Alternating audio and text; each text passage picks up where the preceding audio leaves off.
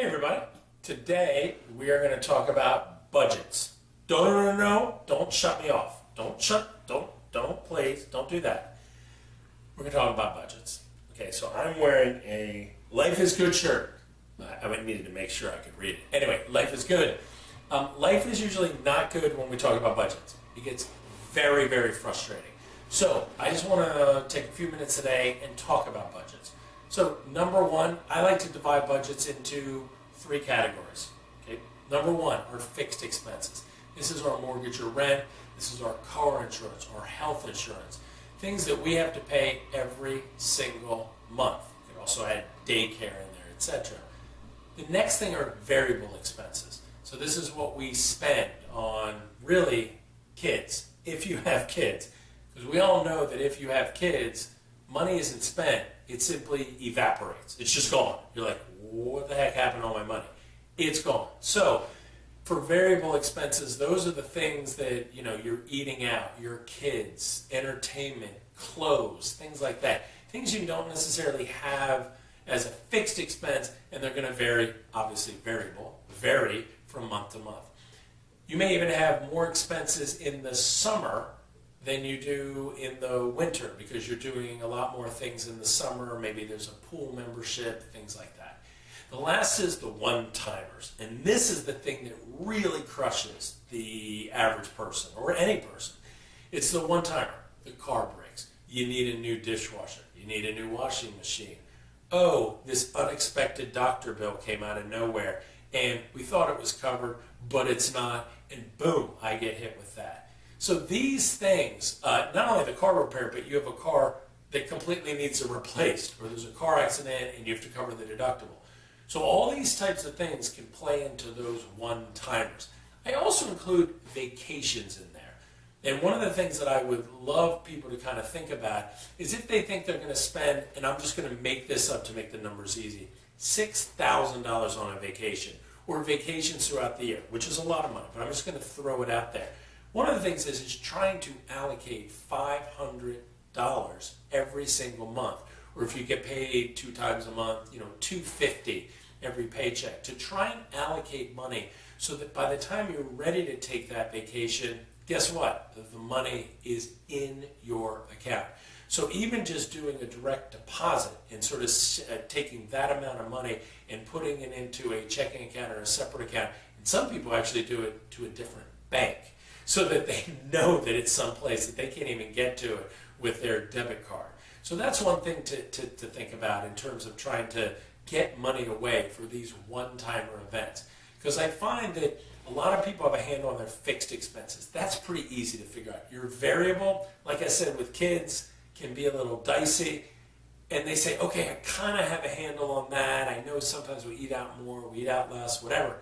But it's those one-timers that really, really whack the budget. And you're like, I got nothing here. Now, ideally, that's where your emergency fund comes into play. But sometimes you don't have an emergency fund. So really, for a lot of people, it's credit cards. That's their emergency fund, which isn't the best way to do it. So how do you track this? How do you go ahead and do this? Because most people will try it, and they get really frustrated with, and they say the heck with it. So one thing to do, try it for a couple months. Try and actually track your expenses. There's a couple ways to do it. You can do it officially, like on Mint.com or on Quicken. You can do it, that's in a fancy way. Or you can just do it on Excel on your actually home computer. The other thing is looking at how you spend your money. Some folks, especially older folks like me, I actually don't mind saying, hey, I'm just going to take cash. I'm going to use cash for a lot of the variable expenses, so eating out, things like that. Other folks love the notion of credit cards because they can get points, or debit cards. So whatever you use, just make sure that you can track it in some way. And then just try and track it for a few months. Don't get overly frustrated, because it is a frustrating process. So know that going in and say, I'm not going to get frustrated with it. I'm just going to try and track it. I'm going to see, kind of what happens here. Now, at traditional, firms, you go out and they have all these, you fill out this spreadsheet and it's got like the colors and the logo and it's all fancy, and this is my rent, here's how much I spend in clothes, and this is for my gas every month. You write all that down. I don't really use those. And the reason why I don't use them is because most people have no idea kind of what they spend, including me. I'm going to throw myself in with that. And I think what happens is when you sort of write things down and then it's nowhere close to what you actually thought, then you're like, well, wait a minute here. Am I an idiot? Am I what? No. It's just so hard to track everything. So what do? Well, one of the things I like to do is if there's a couple there, I will say, which one of you does the bills? And usually one of them will say, all right, I do the bills. I say, all right, so you two make, and I'm making this up, you make $200,000 a year. Between the two of you, you put $20,000 away into a 401k. So that's between the two of you. You're both working, making $100,000 each, and you each put in 10 grand. Okay, so that's $180,000. So that is what has to come out for taxes. That's what has to come up for your fixed, variable, one-time expenses. Then I say to the person who's doing the bills, because now I kind of know $200,000 minus the $20,000 for 401k, there is essentially 180 grand coming in. That's $15,000 a month. So at the end of the month, approximately, do you have $5,000 left over? Do you have $1,000 left over? Or are you in the whole $1,000? How does that work? And usually they'll say, well, if the car doesn't break down, or we didn't have a big expense for this, we'll have $1,000 or $2,000 left over. But sometimes we don't have any. Sometimes we have to go in and actually we have a negative because things come up. Here's the thing. I actually now have a good feel for what that couple then spends. Because I know, well, it's probably somewhere around $160,000 to $180,000 is really what they spend in a year. All we're looking for here is estimates. We are not looking for exact figures. You'll go crazy doing that. Now, if you're a scientist or an engineer, you're like, I got to get it down to the penny.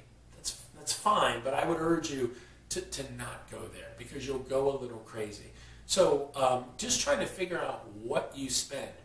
Also, once you figure out what you spend and where it's going, then you can decide if that's the best place for you to put it. You may say, you know what, I want to spend more on travel. So the way we could do that is we'll make sure we spend less on cable or less eating out. I'm always shocked our cable bill is $260 a month. That's what our cable bill is. Now we have internet and we have our phone, but it's still $260 a month, which is staggering. Oh, and my kids like to just order movies. What's the big deal? It's $4.99, $9.99. Oh, who cares? Well, then that gets it up to over $300. And you're like, holy heck. So it's just, you may decide, like I do, to not complain about it and just eat it and deal with it. But you may say, you know what, do we really need that? Do we actually really need all the extra premium channels of HBO money again? And I think that's the most important thing regarding the budgeting process.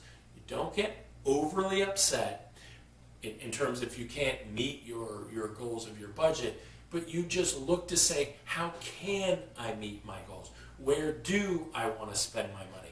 And how best can I go ahead and allocate the money that you and your significant other may make? And how do we allocate that through all the things that we want? By looking at our goals and saying, okay, we would rather eat out more than have all kinds of premium channels for cable. There you go. You've just made a decision there. So these are things that I would like you to kind of think about, and hopefully that's helpful. Thank you.